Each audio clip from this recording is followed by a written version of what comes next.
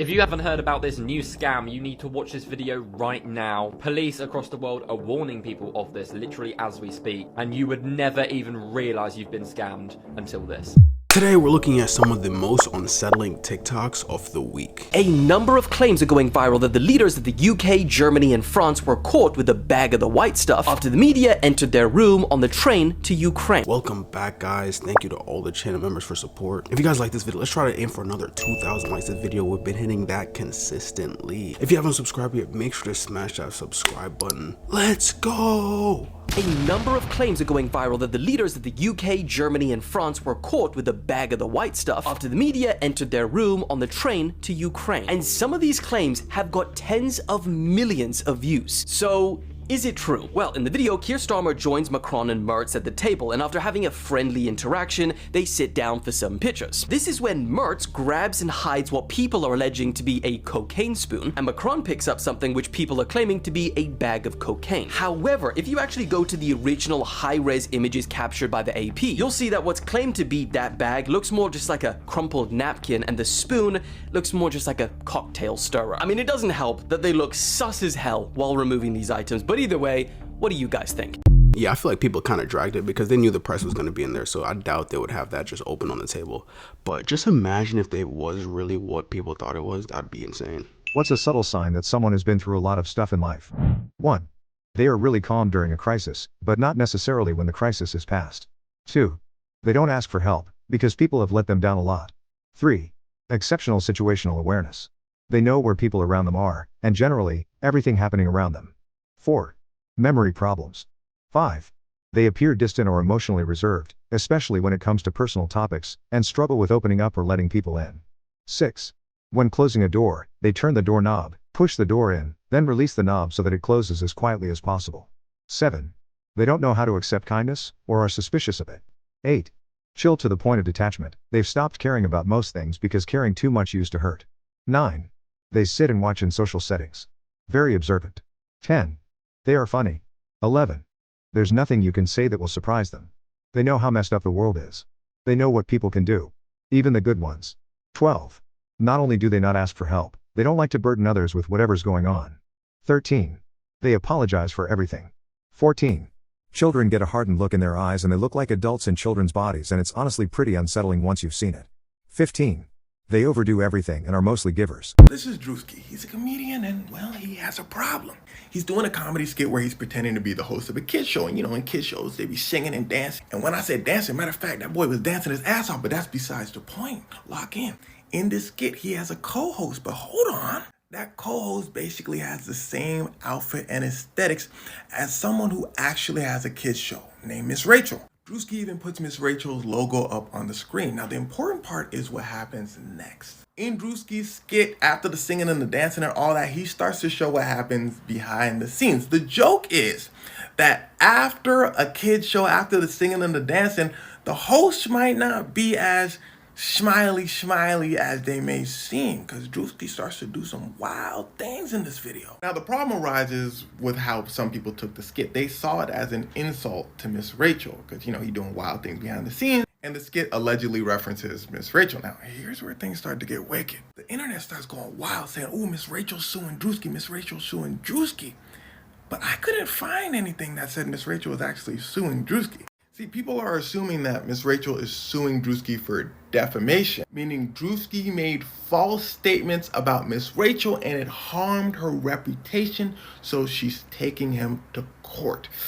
But I just don't think Miss Rachel would do that. For those of you that don't know, defamation lawsuits are pretty messy. Miss Rachel would have to prove that this skit harmed her reputation, but for one, kids that watch Miss Rachel's show are probably not watching Druski's show. For two, most people probably know this is a joke, so they're not going to say, wow, Miss Rachel does this behind the scenes, I'm going to stop watching Miss Rachel. For three, what would probably damage Miss Rachel's reputation more is if she took someone to court. She's supposed to be nicey and smiley. She's not going to sit up here and do that. Matter of fact, Miss Rachel probably don't care enough. She probably sitting back counting her dollars. Miss Rachel's show makes cash. But at the end of the day, if a lawsuit were to happen, one of the biggest questions the courts would ask was, honestly, was this skit made out of malice? Was Druski doing this to be mean, or was it all in good fun? It's why SNL doesn't get sued for basically doing the same thing. He climbed a 10,000-meter tower just to go viral, but almost died instead. When he reached the top, he felt invincible, so he pulled out his phone and started live streaming. Views began pouring in, and comments about his bravery flooded the screen. He smiled, soaking in the attention, until the sky rumbled. But then, a deafening crack of thunder echoed behind him. Panicked, he reached for his safety hook to climb down, but it slipped, and he fell from the top. His life flashed before his eyes until he remembered. He was wearing a parachute. He pulled the cord and took a deep breath, but seconds later, the parachute malfunctioned, and he couldn't control where he was going. And now, he was flying straight toward a building with a giant iron door. He braced for impact, but right before he hit, the door opened, and he landed straight inside, gasping for air, heart pounding out of his chest. Then he turned to look back at the tower, just in time to watch lightning tear it in half. All this happened because... Dude, that's terrifying. All that just for some views and attention. It's crazy what people really do for views and attention nowadays. This is a true story. Selak was on a train when it fell into a river. He fought against the raging water and barely escaped. When he reached the riverbank, he realized all 17 other passengers had drowned. A year later, still shaken by the train accident, Selak chose to fly moments before landing. The plane's door suddenly burst open. Selak and a flight attendant were sucked out. Miraculously, he landed in a haystack and survived. All 19 others on board died. Determined to avoid planes and trains, Selak took a bus to Dubrovnik. But fate struck again. The bus fell off a bridge into a river. 4 people died. Selak managed to swim to safety. Public transport was too risky, so he started driving. But in 1970, his car engine caught fire. He jumped out just before it exploded. Injured but alive, he crawled to safety. Years went by without incident. But in 1995, as he was walking, a bus hit him. He was injured but survived. In 1996, driving on a mountain road, a truck sped toward him. He swerved, broke through a guardrail, and his car plummeted off a cliff. Just before impact, he was thrown from the vehicle and landed in a tree, watching his car explode below. After defying death 7 times, in 2003, Selak won 800,000 euros in the lottery and married for the 5th time. That's gotta be the world's luckiest man. Like, how do you survive 7 incidences and then win 800K? That's crazy. In 2004, a teenage boy was staying over at his friend's house. He had trouble falling asleep, tossing and turning as the night stretched on. Around 3 a.m., just as he was finally beginning to drift off, the front door creaked open. Footsteps echoed through the house, slow and deliberate, until they stopped, right outside the bedroom where he and his friend were sleeping. The door swung open. Frozen in fear, the boy watched as a tall, shadowy figure entered the room. It moved with an eerie sense of purpose, stepping to the center of the room. Then, without a sound, it knelt down, bowed deeply toward the ground, and vanished. Heart pounding, the boy lay awake for the rest of the night, terrified that at any moment the figure would return, this time looking straight at him. As the first light of morning crept through the window, he finally heard movement in the kitchen. His friend's mother was up. Desperate for answers, he bolted out of the room and told her everything. She barely reacted. Instead, she simply gave him a cold, matter-of-fact response. "My husband visited me last night too." If you fire a bullet at a gorilla that's charging at you, most people think it would kill it instantly. But that's not exactly what would happen. A gorilla's skin can be up to an inch thick, and its massive skull is built to withstand blunt force from other gorillas, making it feel like real-life armor. So a low-caliber round fired straight into its head would most likely just bounce off. Okay, breaking news, it is over. Or at least, it's paused, because the US and China have finally reached a deal and both have agreed to lower tariffs by 114%, and the market's already going crazy. That means that the US tariffs on Chinese goods were reduced from a peak of 145% down to 30% for a 90-day period, and Chinese tariffs on America have been lowered from 125% to only 10% for the same period. Both take effect immediately, and stock markets in both countries have seen a boost, and traders are calling this a Geneva breakthrough because it was agreed in Switzerland. But what do you guys think? Is this good news? Does this make you feel like all of that panic was for nothing? Let me know. If you haven't heard about this new scam, you need to watch this video right now. Police across the world are warning people of this literally as we speak, and you would never even realize you've been scammed until this. So there is a new scam which only takes one person to do it in one simple move. And what it does is allow hackers to get into your phone, get access to all your personal information, cards, any single thing you own. So how this works is you'll get a package outside your door, like you would, from a brand. It could be Amazon, it could be Pretty Little Thing, anything that you're buying. It'll probably be from a company that you buy stuff from regularly. So you just think, oh, I'm a loyal customer, they're giving me a free gift. You open it up, there could be something inside. It might be a t-shirt, might be a hoodie, might be some shoes, whatever. Then there'll be a QR code in there that says, thanks for your loyalty, please scan here. Obviously you're going to scan it. Why wouldn't you? Well, if you scan this QR code, that's where this happens. They will then be able to get into your phone from scanning that link. You literally would not be able to tell this has happened to you until you see the money going out of your account or something like that. Though yeah, if you don't order a parcel, just be wary if there's a QR code in there that it's telling you to scam. Do your research, please, because it could save you a lot of money. Now, of course, please share this video around with anybody you know, friends and family, because I know some of the older generation would scan it in an instant. Hit that follow button and I'll keep you updated. Dude, it feels like every single week there's just a new scam. First it was like a toll scam. Now it's a you scan this QR code, your whole phone gets hacked. Like, I don't know, dude. I can't keep up with it personally, but good thing we have these videos to tell us. Yay!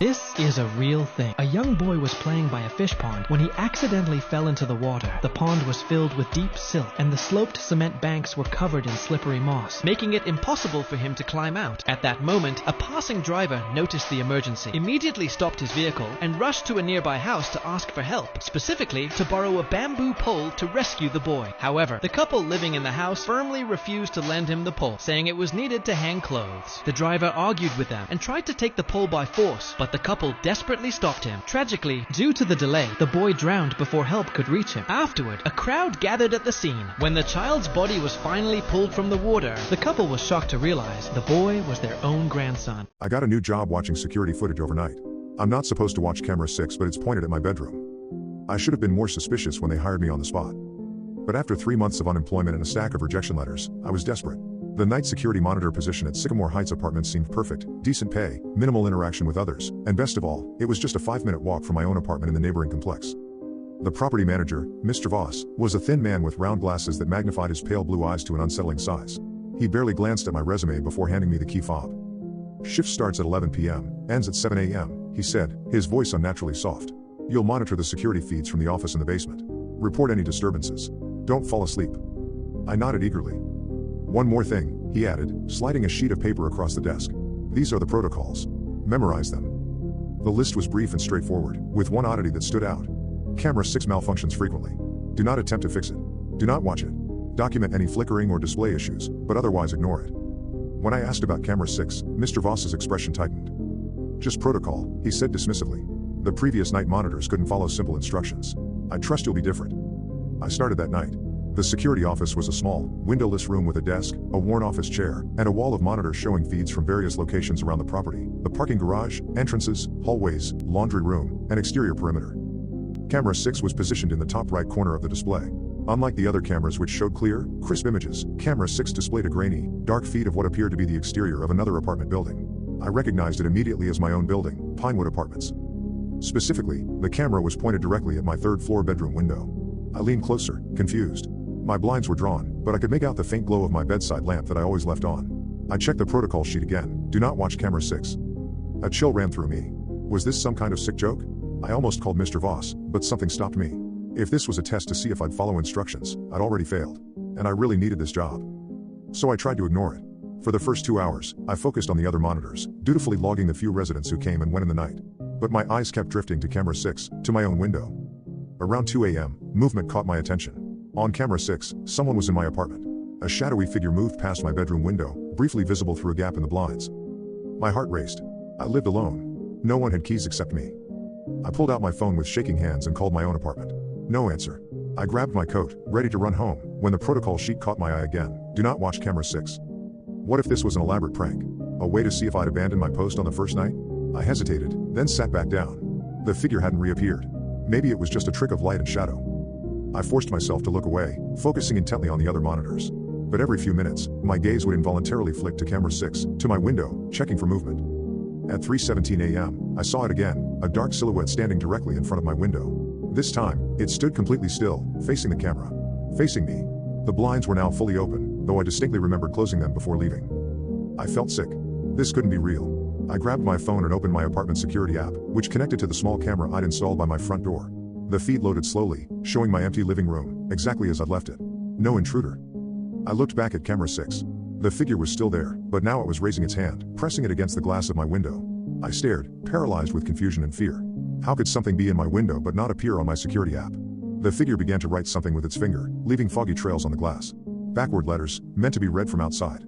From where camera 6 was positioned. HELLOMARK.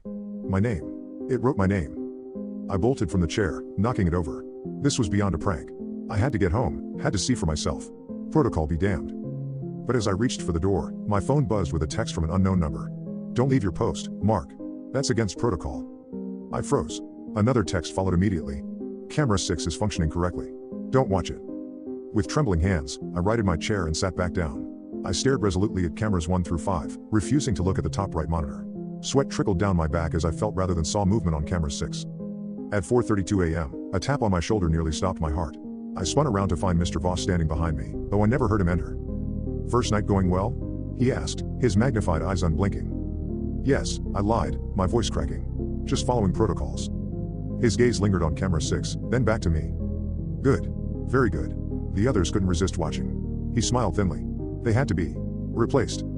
He left without another word, the door closing silently behind him. For the remainder of my shift, I kept my eyes firmly on the other cameras, ignoring the persistent movement I perceived in my peripheral vision from camera 6. When 7 a.m. finally arrived, I practically ran out of the building.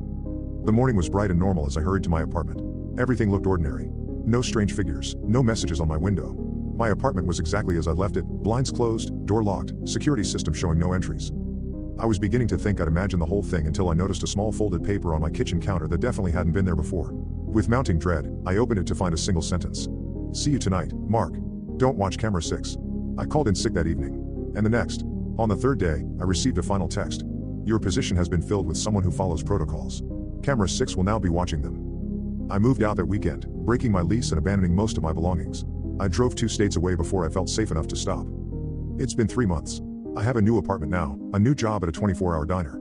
I never turn my back to windows after dark, and I keep my blinds sealed shut with duct tape. Last night, I noticed something new at work. A security camera in the corner of the diner, one I hadn't seen before. The little red light blinked steadily as it slowly rotated toward me. The label underneath read camera 6. It's like human psychology 101. When you tell someone not to do something, there's a higher chance that they'll do it. You'd be like, don't go over there. There's a higher chance they'll go over there. Or don't look at this. So I don't know what that guy was thinking. It's a 100% true story that happened to a woman in Madison, Wisconsin. Now, there was this woman named Sherry who moved into this house with her 2 children in Madison, Wisconsin. Now, she said, at the time, she didn't believe in anything supernatural. She really thought that was a bunch of nonsense. But she said, right away when they moved in, she would notice, out of the corner of her eye, sometimes shadows moving across the walls. She would hear strange noises that she couldn't explain. But she said for the most part, it was just a normal house. One night, she's upstairs in her bedroom and she's folding laundry. She hears talking coming from her son's room. So she makes her way over to his room. The door's closed. and she hears her son having a full-on conversation with someone. And she's like, who is he talking to, you know, at 12:30 at night? So she opens the door, and when she looks in his room, he is not in his bed. So she starts yelling for him. She looks down and sees him next to the side of his bed, on his knees, crouched down, with his head under the bed, talking to someone. And she's like, hey, who are you talking to? Like, who's under there? And her son's like, I can't tell you. And she said, what do you mean you can't tell me? Like, who's under the bed? And he's like, I can't say. He'll get mad. And she's like, what? Who's under there? So she runs over to the bed and she looks underneath there. It's empty. There's nothing under there. So she's like, you know what? Just get back in bed. Like, just stop, you know, doing whatever you're doing. Several weeks pass, and like on a regular basis, she keeps finding her son talking to someone under the bed, except there's no one there. So after a few weeks of this happening, she thinks maybe something is wrong with her son. So she takes him to this child therapist. The therapist like assesses him and says, you know, he seems completely fine. It's probably just his imagination. So several months pass and he keeps on doing this. Well, one day she's sitting down in the living room with him and they're talking when she notices he has some scratches and bruises like all over his body. And she's like, where did you get those scratches and bruises from? Like, what's going on? And he's like, I can't say, I can't tell you. And she's like, yes, you have to tell me, like, what is going on with you? And finally he breaks down and he starts crying and stuff, and he just starts freaking out. And then he runs up to his room. So the mom, you know, at this time is like, I don't know what to do. Like, what is going on with my son? Like, she's just panicking. Later that night, she's awoken to her son screaming in his bedroom. She runs as fast as she can. She goes in his room. She finds him halfway underneath the bed.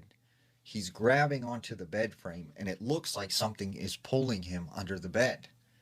So she immediately grabs him, pulls him out from under the bed.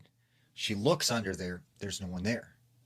So she's like, you know what? This is weird. Like, you're sleeping with me tonight. You're going to be in bed with me tonight. So they go back to her bedroom. He lays down. He falls asleep. She's sitting in bed. She can't sleep. She's like freaked out about this whole situation. When all of a sudden she hears, shh, hey, come under the bed. And she's like, what? She looks over. Her son is sleeping. But then once again, she hears, hey, come here under the bed. I need to talk to you. And it's like a man's voice. And she's like, no, who are you? Like, go away. And the man's like, come on, get under the bed. I need to tell you something. And like, she's like, no, I'm not going under the bed. And she said this man, whoever he was, just started yelling obscenities and getting really angry. So she grabs her son. They get out of the house. And she said she left that night and never went back. And still to this day, that house sits there. And she said she's talked to the neighbors, and they said since she's moved, like several families have lived there and they move out immediately. Breaking news, and by breaking news, I mean this literally just happened last night. But in Vegas, where I live, right outside of Vegas, a 12-foot monolith showed up out of nowhere last night. Now, there's an area outside of Las Vegas, if you're familiar with Las Vegas, that's called Seven Magic Mountains. And it's this art installation. It's this gigantic structure of rocks that are different colors, and it's basically like a tourist attraction, a place where you can take photo ops and stuff like that. But last night, authorities have confirmed that a 12-foot monolith just showed up without permission, was given no permission and undetected. So there's no detection of it showing up. And they have said that it will be removed, but further investigation is going on right now before it's removed. But this literally just happened last night outside of Las Vegas. And it's not the first time that a monolith has just randomly shown up all over the entire world. But I wanted to share that with you guys now. It is on the news. You can Google it, you can research it. But yeah, a 12-foot monolith just showed up in Las Vegas. In case you haven't heard, the Pentagon just confirmed on record aliens are among us. And they went into the drones, basically saying they don't know what the drones are, where they came from, anything. And basically confirmed they are alien technology. I still am on the Fae train. Like, I'm pretty sure aliens are Fae. If you've seen my dowsing rod sesh with Lucifer, you kind of understand like where I'm going with that. But if you haven't seen it, swipe, look at my profile. Basically, it just kind of went into the idea that the aliens are actually like Fae, basically. And basically like the Lemurians and Palladians and all those like alien race things, they tie into like different Fae races, basically. And the chosen ones that are being like activated and spiritual awakening, they are Fae bloodlines. I don't know, just kind of wanted to share. Anyway, have a great day. So Diddy's daughters left the courtroom after a male stripper or male escort testified and said that Diddy made him have sex with Cassie, and Diddy watched and masturbated while it was going on. His 3 daughters left the courtroom, but I'm just trying to figure out who suggested for his 3 daughters to even go to his court date. Yes, that's their father, but let me tell you something. Once my father is what the hell? Is found to be doing things like that, or there's multiple people coming out with stories of him doing things like that, I'm gonna disown you as a father. You are no longer my father. I'm not coming to support you. Whatever the case may be, I'm not coming to sit in a courtroom for you. That's foul. Like, I can't, like, then on top of that, you have daughters. So how could you be this disturbing, this nasty, and have daughters? I'm like confused. Like, come on. I wouldn't be surprised if some other allegations came out, but I won't put those allegations on him, but I wouldn't be surprised, okay?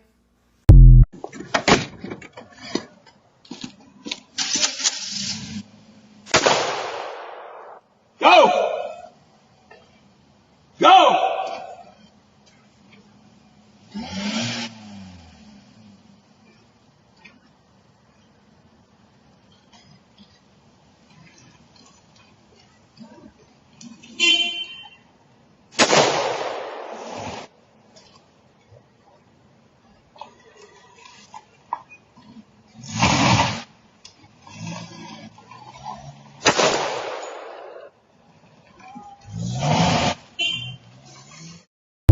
This man probably grew up in Texas. He probably forgot that he's in New York.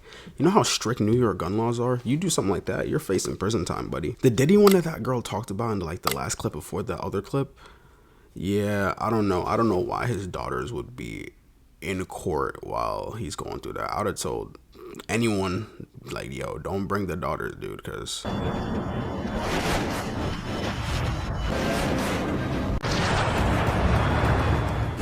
At row 14, the flight attendant is stopped cold. We had a passenger that was partially out of the aircraft. Her seatbelt was the only thing that was holding her into the plane at that point. Help me! Hello? A window is open and somebody is out the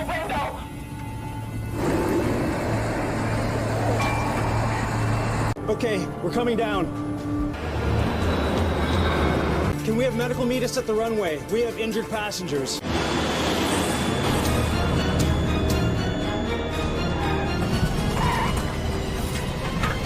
Speed brakes up. Thank you, Lord. Thank you.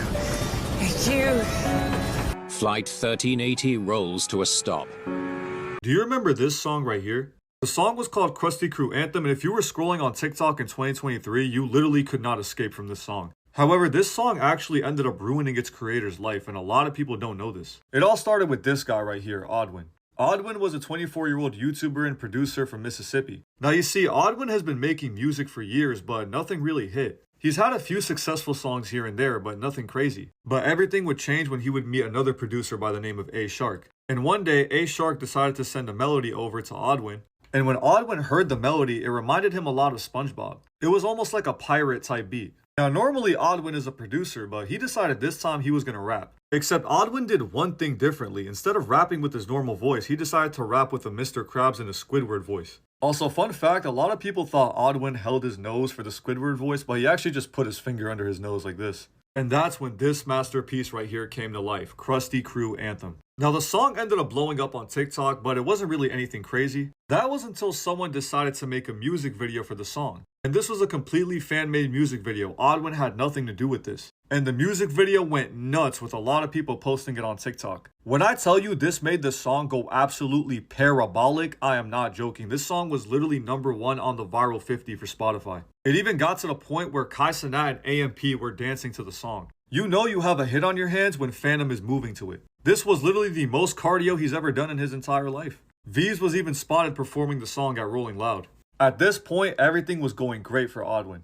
It even got so good to the point where the label started calling. And Odwin ended up signing a deal which almost screwed him up. Because for some reason the label tried to take down the music video, and they didn't even realize that this was the driving factor of the song going crazy, until Odwin had to step in and try to make things right. If you think about it, it's kind of messed up that this fan put in all this time and effort into this music video just for the label to come along and take it down and try to steal money. After this, the song started getting rumored to be included in SpongeBob. However, this is just a rumor, and shortly after the song would kind of die out. But Odwin kept pushing and he decided to drop more Mr. Krabs related songs. He even ended up getting a song with Binny X, which is crazy. However, there was a problem with this. Nobody really knew who Odwin was. The Mr. Krabs character kinda overtook his entire career. And I guess Odwin started to realize this because he did say he was gonna quit. Because Odwin wanted to be known as Odwin, not Mr. Krabs. Even though Mr. Krabs did bring him a lot of opportunities, such as being able to work with rappers like Trippie Redd, he just wanted to be known for who he was. Now, even though he still has over 100,000 monthly listeners, I assume these are people who are still listening to the Mr. Krabs songs. However, Odwin does seem to be doing good on YouTube, but for now, it seems he's retired from doing the Mr. Krabs impressions. But who knows, maybe he'll be back soon. And sometimes you should never meet your heroes, especially Michael Jordan. Chameleonaire learned that the hard way. Y'all remember Chameleonaire, right? He's saying riding dirty, gonna catch me riding dirty. Anyway, Chameleonaire pulls up to this event one day, or night, I don't know, I wasn't there. And he sees none other than Michael Jordan. Now, Chameleonaire is a huge fan of Michael Jordan. It's one of his idols. So Chameleonaire's friends who are with him tap and they say, look, bro, your idol right there. Chameleonaire goes, I know, hold it down, hold it down. Chameleonaire's friends tell him, now's your chance. Go get a picture with Michael. Now, Chameleonaire doesn't want to be that guy. He doesn't want to bother him, but then he notices something. Michael Jordan's taking pictures with some girls. Plus, Michael Jordan looks like he's having a great time. Chameleonaire says, you know what? The worst you could say is no. I'll do it. And this is when Chameleonaire had a problem. He walks over to Michael Jordan. Michael Jordan's standing with none other than Paul Pierce, another basketball player, Spike Lee, a famous director, and a few other folks. Chameleonaire walks over, says hi to everybody, looks at Michael and says, Michael, can I get a picture? Michael says, hell no. I ain't taking pictures with no Now, if you don't know what word I was about to say, maybe that's for the best. But how Michael Jordan said the word is very important to the story. It shifted the mood. It was the aggressive style, not in a racist way, but I ain't taking pictures with no. You feel what I'm saying? Now, Chameleonaire is guffawed. The words were not connecting in his brain. This is his idol. So he thought he must have heard him wrong. He looks over at his friends. His friends go, but it's still not quite registering with Chameleonaire. And here's where things start to get wicked. A little earlier that day, Chameleonaire was at an auction bidding for basketball jerseys. Long story short, he spends about $7,000 to get this Michael Jordan jersey. That's how much of a fan he is. So in the moment, he looks at Michael Jordan and he says, I just spent $7,000 on your jersey. Michael Jordan says, I'll tell you what then, Chameleonaire. How about you give me $7,000 right now, and then I'll take a picture with you. Now at this point, Chameleon heated. Oh, he heard right that time. Michael Jordan standing over him. Michael Jordan, a big dude, 6'6", muscular. He played ball, towering over Chameleon, saying this in an aggressive tone. So Chameleon balls his fist. He ready to throw them things. Paul Pierce grabs Michael Jordan. He says, "Yo, man, that's Chameleon. You know he be saying riding dirty. Gonna catch me riding dirty." Michael Jordan says, "Man, Chameleon, Shabuzi. I don't care who it is, boy. He ain't taking no picture with me." Now at this point, Chameleon was about to throw hands, but he realized at this moment he was just embarrassed. Really, he didn't want to lash out of embarrassment, so he said, "What's the point?" He shook everybody's hand and said, "All right, everybody, I'm out." Spike Lee and Paul Pierce give him a look as if to say, "Yeah, that's Michael Jordan." And as Chameleon is walking away with his friends, Ray Allen, Paul Pierce run over to him and say, "Hey man, we could take a picture with you." In Chameleon's words, it was like pity pictures. They're like, "Come on, little bro, come on, we got you, we got you." They take pictures, Chameleon leaves. When Chameleon gets home, he gets a call. It's from Michael Jordan's people in the Nike brand. They said, "Hey, Chameleon, we finna send you some shoes. We so sorry for like how Michael Jordan was acting and all that." Chameleon declined the shoes, went on his merry way. Side note, apparently Michael Jordan's response to this situation was he didn't know who Chameleon was. But I think we'd all agree it doesn't matter who you are, you gotta treat everybody with respect. Let me know in the comments if you've ever met a celebrity and were disappointed. I'm genuinely curious.